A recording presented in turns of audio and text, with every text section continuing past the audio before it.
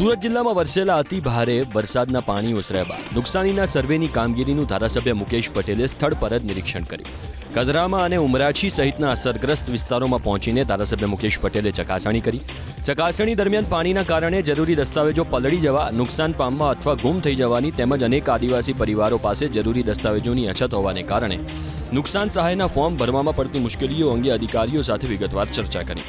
અસરગ્રસ્ત નાગરિકોને કોઈપણ પ્રકારની અગવડ ન પડે અને સરળતાથી સહાયનો લાભ મળી રહે તે માટે અધિકારીઓને જરૂરી માર્ગદર્શન, સૂચનાઓ અને નિર્દેશો આપ્યા.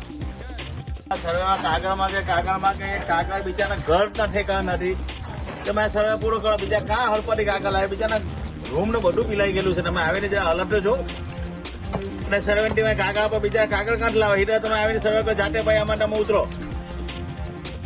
એટલે બીજાને અંદર ઉભા રહેવાને હાલત નથી. ઘરની અંદર ઉભા રહે કાગળ કાં હોટવાની વાત કરે. હાલત તમે જુઓ અહીંયા ગાડી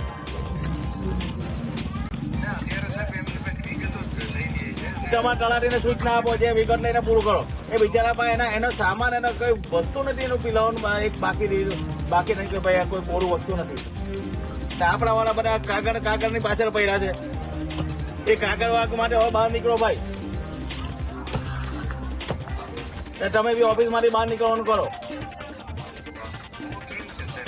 અને અહીંયા બી ચક્કર મારો, તમે હાલત જુઓ અહીંયા કચરામાં.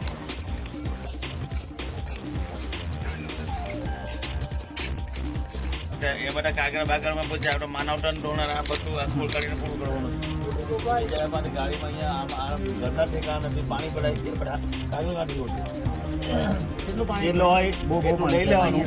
બાકી બધું આપણે બધું આ કરીને પૂરું કરવાનું થાય છે.